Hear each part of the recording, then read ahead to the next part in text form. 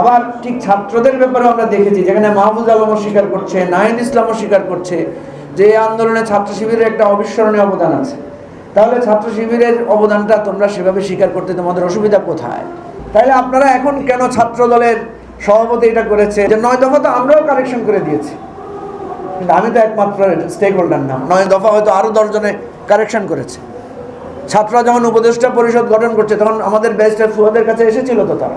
আমরা সবাইকে স্যালিউট করি। জাতীয়তাবাদী ছাত্র দল আপনাদেরকে কোটি কোটি স্যালিউট, ইসলামী ছাত্র শিবির আপনাদেরকে হাজার কোটি স্যালিউট, চরমোনাই ছাত্র সংগঠন, ইসলামী আন্দোলন, ছাত্র আন্দোলন আপনাদেরকে লক্ষ কোটি স্যালিউট, বৈষম্য বিরোধী ছাত্র আন্দোলন, তারপরে ছাত্র শক্তি আপনাদেরকে কোটিশো স্যালিউট। যত স্যালিউট পেলে আপনারা খুশি হন, আমরা দিব, অসুবিধা নাই। কিন্তু আল্লাহর ওয়াস্তে এই কাঁদা ছোড়াছুড়ি বন্ধ করেন। আমরা কার ছবি ছাত্রলীগের সাথে, কে হলে ছাত্রলীগের হয়ে নির্যাতন করেছেন, এই আলোচনাগুলো শুনতে চাই না, কারণ আমরা একটা কঠিন সময়ের মধ্যে ছিলাম। Please, thank you very much. আসসালামু আলাইকুম। এটা তো সত্য। দেখেন, গত পরশু দিন সম্ভবত আমরা 3টা মিটিং পাশাপাশি দেখেছি। একটা এনসিপির নামে শহীদ মিনারে, একটা ছাত্র দলের নামে শাহবাগে, আরেকটা সাইমুম শিল্পী গোষ্ঠীর নামে ছাত্র শিবিরের একটা অনুষ্ঠান আমরা সোহরাওয়ার্দী উদ্যানে দেখলাম। তাহলে দেখেন, জুলাই আন্দোলনে বা মানে যেটা হচ্ছে 3রা আগস্ট না, 3রা আগস্ট শহীদ মিনারে যে সমাবেশ হয়েছিল সেখানে তো সবাই অংশগ্রহণ করেছিল, তাই না?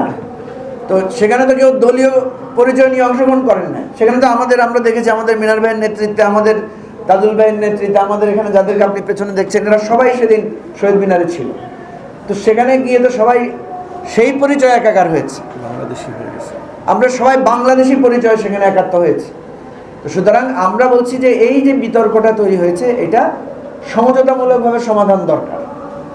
যে ছাত্র শিবির যদি মনে করে যে ওদের নাম নিয়েই ওদেরকে কৃতজ্ঞতা জানাতে হবে, তাহলে আমি বলবো যে জানাই দেন, জানাই ওদেরকে খুশি করেন, অসুবিধা নাই। তারা যে যে অবদান রেখেছে সেটা স্বীকার করে তাদেরকে স্বীকৃতি দিয়ে দেন। আবার আমি বলবো যে ছাত্র শিবির যদি মনে করে দেশ ও জাতির স্বার্থে না, আমি আমার দলীয়, যেমন জামাতের আমির বলেছেন যে শহীদদের নাম ওনারা উল্লেখ করবেন না, ওনাদের কিন্তু শত শত লোক শহীদ হয়েছেন। ওনারা বলছেন শহীদদের কোনো দলীয় পরিচয় আমরা তাদেরকে রিকগনিশন দেব না। দেখেন, শহীদদেরকে আপনি দলীয় পরিচয় চিহ্নিত করছেন না, তো শহীদরা বড় হইল না, আমরা যারা বেঁচে আছি তারা বড়? শহীদরাই তো বড়। তো শহীদদেরকে তো আমরা বলছি না উনি বিএনপির শহীদ, উনি জামাতের শহীদ, বলছি আমরা? বলছি না তো। আমরা তো বলছি শহীদরা এই গণ অভ্যুত্থানের শহীদ। তাইলে আপনারা এখন কেন ছাত্র দলের সভাপতি এটা করেছে, ছাত্র শিবিরের সভাপতি এই 9 দফা লিখে দিয়েছে? আমি সবসময় বলি যে 9 দফা তো আমরাও কারেকশন করে দিয়েছি, কিন্তু আমি তো একমাত্র স্টেক হোল্ডার না। 9 দফা হয়তো আরও 10 জনে কারেকশন করেছে। ছাত্ররা যখন উপদেষ্টা পরিষদ গঠন করছে তখন আমাদের ব্যারিস্টার ফুয়াদের কাছে এসেছিল তো তারা পরামর্শ নেওয়ার জন্য। তো শুধুই কি ফুয়াদের কাছে এসেছিল? ওরা এরকম আরও 10টা স্টেক হোল্ডারের কাছে যায় নাই? আমি তো বলি যে, আমি এটা বারবার বলেছি, যেদিন বিশ্ববিদ্যালয় হল ভ্যাকেট করছিল সেদিন তারা আমাদের কাছে ফোন করে জানতে চেয়েছিল, ভাই আমরা এখন কি করবো, আমরা তো হল ছাড়বো না।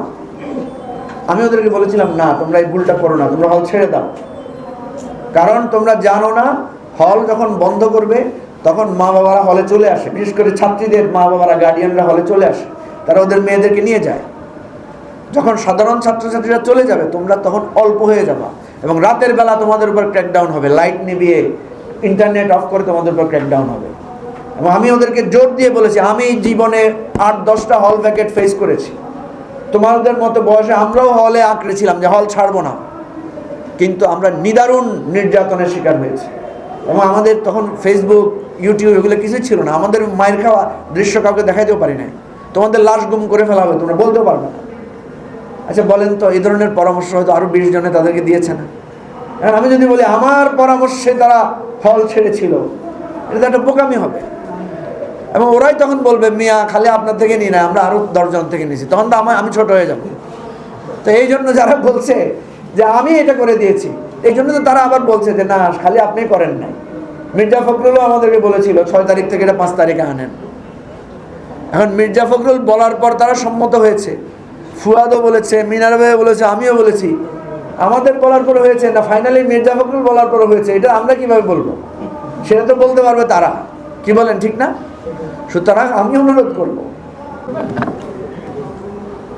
না, আমরা স্পষ্টভাবে যেটা দেখতে পাচ্ছি যে কালকে মাহফুজ আলমের পোস্টেও আমরা দেখেছি তিনি বিভিন্ন ছাত্র সংগঠনের নাম উল্লেখ করেছেন। উনি স্পেশালি ছাত্র শিবিরের নাম উল্লেখ করে বলেছেন যে ছাত্র শিবিরের এখানে একটা বিরাট অবদান ছিল, এবং এটা আমরা সবাই জানি। তারা ছাত্র শিবির যেহেতু ঢাকা বিশ্ববিদ্যালয়ে একটা প্রকাশ্য ছাত্র সংগঠন ছিল না, তারা তাদের নেতৃত্ব বিভিন্নভাবে এই আন্দোলনে সহযোগিতা করেছে, এবং কিছু নাম আমরা জানি যারা এই আন্দোলনে যথেষ্ট মানে অবদান রেখেছে। এখন দুটো জিনিস আমরা মানে খারাপভাবে দেখলাম, সেটা হচ্ছে একটা পর্যায়ে গিয়েই এই বিভক্তিটা। আমাদের প্রশ্নটা ছিল যারা এই আন্দোলনে অবদান রেখেছে, যেমন আপনাদেরকে বলি আমাদের দলেরও অনেকে এই আন্দোলনে ওই প্ল্যাটফর্মে গিয়ে অবদান রেখেছে, তাদেরকে কিন্তু আমরা আমাদের দলে আর ফিরিয়ে আনি নাই, তারা ওই প্ল্যাটফর্মে কাজ করেছে। ঠিক তেমনিভাবে আমরা দেখেছি গণসংহতি আন্দোলনের ছাত্র ফেডারেশন, না সম্ভবত ছাত্র ফেডারেশনের অনেক নেতারাও কিন্তু ওই আন্দোলনের সমন্বয়ক হিসেবে কাজ করেছেন। আন্দোলনের পরবর্তীতে তারা ওই বৈষম্য বিরোধী আন্দোলনের প্ল্যাটফর্মেই ছিলেন, তারা আর গণসংহতি আন্দোলনের নামে তাদের সেই জায়গায় আসেন নাই। কিন্তু আমরা শুধু ছাত্র শিবিরের বেলায় দেখেছি যে তারা ভূমিকা রেখেছে, কিন্তু আন্দোলন শেষ করার পরে তারা আবার ছাত্র শিবিরের নামে তারা আত্মপ্রকাশ করেছে। তো তাহলে ভূমিকা রাখার সময় তো তারা ছাত্র শিবিরের নামে রাখে নাই, তারা এক ধরনের বৈষম্য বিরোধী আন্দোলনের ছাত্র হিসেবে রেখেছে। তাহলে এই বিতর্কটা দূর হতে পারতো যদি তারা ওখানেই থেকে যেত, তারা যদি আবার নিজেদের আত্মপরিচয় ফিরে না আসতো। তাহলে যেই আন্দোলনে আপনি ছাত্র শিবিরের পরিচয়ে অংশগ্রহণ করেন নাই, এখন আপনি সেই আন্দোলনে ছাত্র শিবির পরিচয়ে ক্রেডিট দাবি করছেন কেন? এটা একটা জটিল পরিস্থিতি। আবার ঠিক ছাত্রদের ব্যাপারে আমরা দেখেছি, যেখানে মাহফুজ আলমও স্বীকার করছে, নাহিদ ইসলামও স্বীকার করছে যে এই আন্দোলনে ছাত্র শিবিরের একটা অবিস্মরণীয় অবদান আছে। তাহলে ছাত্র শিবিরের অবদানটা তোমরা সেভাবে স্বীকার করতে তোমাদের অসুবিধা কোথায়?